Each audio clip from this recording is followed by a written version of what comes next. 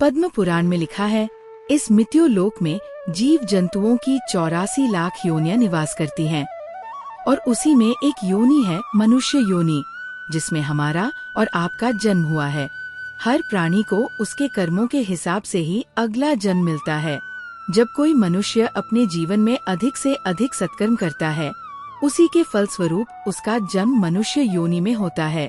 धर्मशास्त्रों में मनुष्य योनि को बहुत ही दुर्लभ और सबसे ज्यादा कष्टकारी बताया गया है। धर्मशास्त्रों के अनुसार जीव को सबसे ज्यादा कष्ट मनुष्य योनि में ही भोगना पड़ता है। गरुड़ पुराण में मनुष्य के जन्म से लेकर मृत्यु तक जिन जिन कष्टों को भोगना पड़ता है, इस वीडियो के कमेंट में जय श्री नारायण लिखकर परमात्मा को अपना आभार प्रकट करें। दोस्तों, गरुड़ पुराण में स्पष्ट लिखा है, जब भी कोई जीव मरने के बाद मनुष्य योनि में जन्म लेता है, तो वो सबसे पहले ईश्वर द्वारा निश्चित पुरुष के वीर्यकण के रूप में स्त्री के उदर में प्रवेश करता है। वहाँ वह एक रात्रि में स्त्री के रज में मिल जाता है और एक हो जाता है। इसके बाद यह 5 रात्रि में छोटे कण का रूप ले लेता है और बाद में यह अंडे के आकार में बदल जाता है। इसी तरह 1 महीने में उसके सिर निकल आता है। 2 मास में हाथ, पैर आधे अंगों का निर्माण हो जाता है और 3 मास में नाखून, हड्डियां, त्वचा, स्त्री पुरुष के चिन्ह तथा अन्य छिद्र उत्पन्न हो जाते हैं। 4थे महीने से उसमें मांस उत्पन्न होने लगता है। फिर 5वें महीने में गर्भ में पल रहे शिशु को भूख प्यास लगने लगती है। 4थे मास से जिल्ली में लिपटा हुआ वह जीव माता की दाहिनी कोख में घूमने लगता है। उस समय माता के द्वारा ग्रहण किए हुए अन्न, जल आदि से उसकी भूख मिटती है। वह जीव विष्ठा मूत्र के दुर्गंधयुक्त गड्ढे रूपी गर्भाशय में सोता है। वह कोमल होता है। गर्भाशय के भूखे कीड़े उसके अन्न बार बार काटते हैं, जिससे उसे अत्यधिक पीड़ा होती है। पीड़ा के कारण वह जीव बार बार अचेत हो जाता है।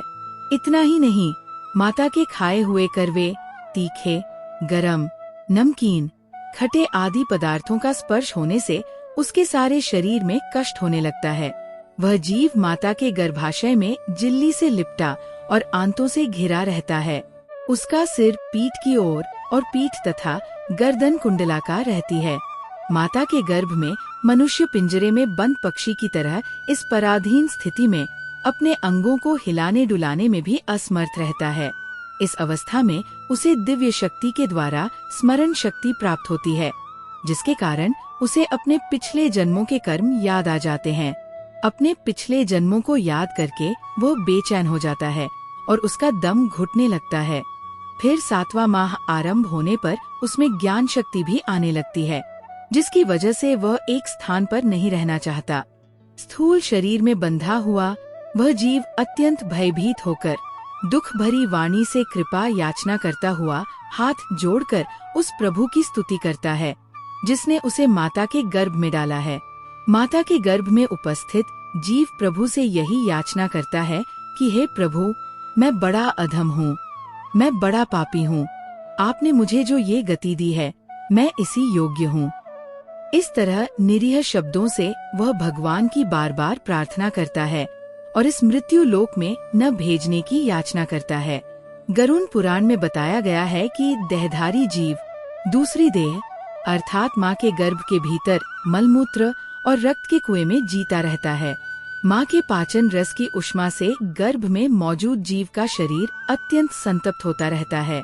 इन कष्टों के बारे में सोचते हुए जीव गर्भ से बाहर निकलने की प्रबल इच्छा लिए हर एक दिन गिन रहा होता है और भगवान से प्रार्थना करता रहता है कि हे भगवान, मुझे दीन को यहाँ से कब निकाला जाएगा।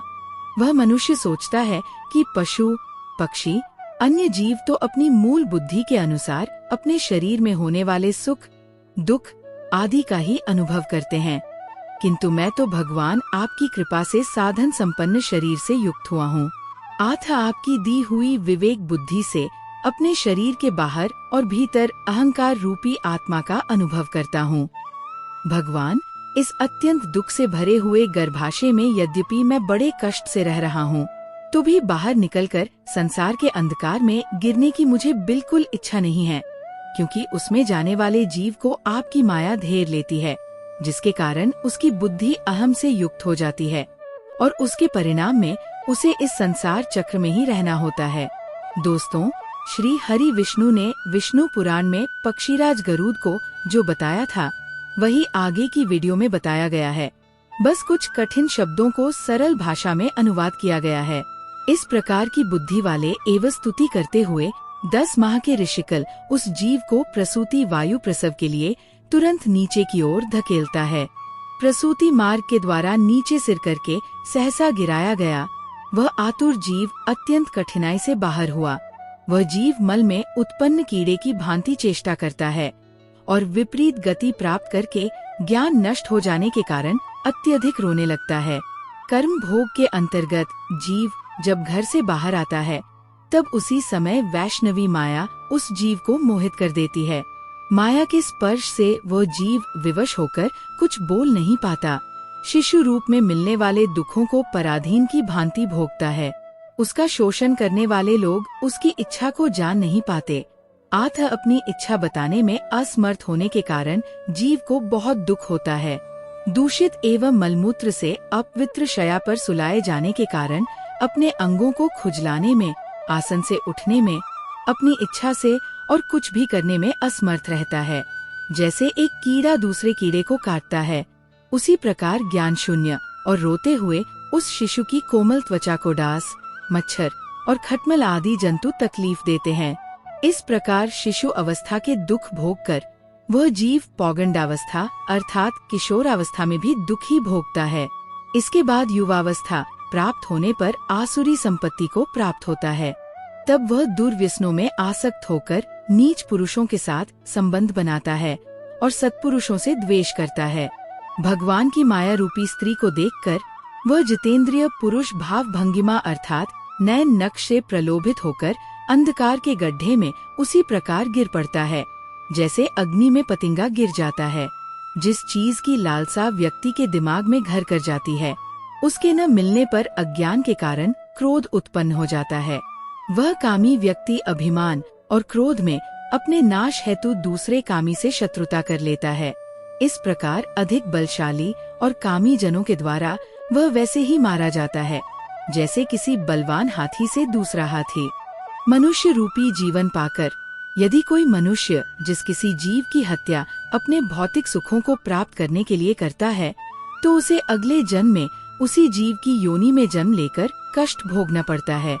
जब मनुष्य की उम्र ढलने लगती है अर्थात जब वह अपने जीवन के अंतिम पड़ाव में प्रवेश करता है तो उसे इस जन्म में किए गए सारे कर्मों के हिसाब से इसी मृत्यु लोक पर शारीरिक और मानसिक पीड़ा भोगनी पड़ती है।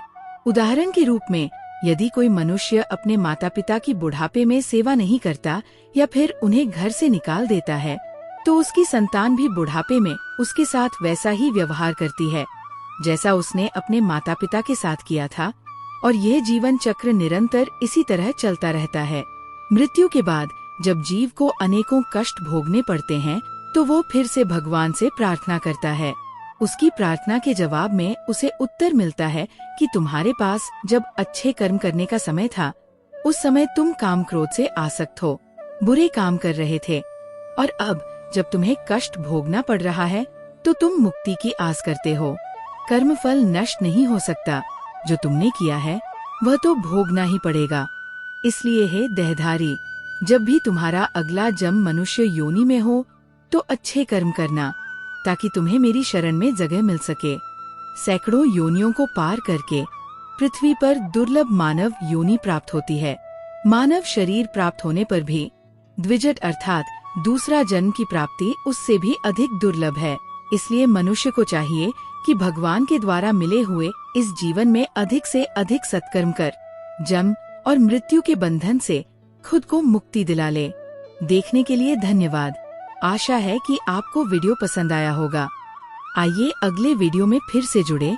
कृपया हमारे चैनल को सब्सक्राइब करें।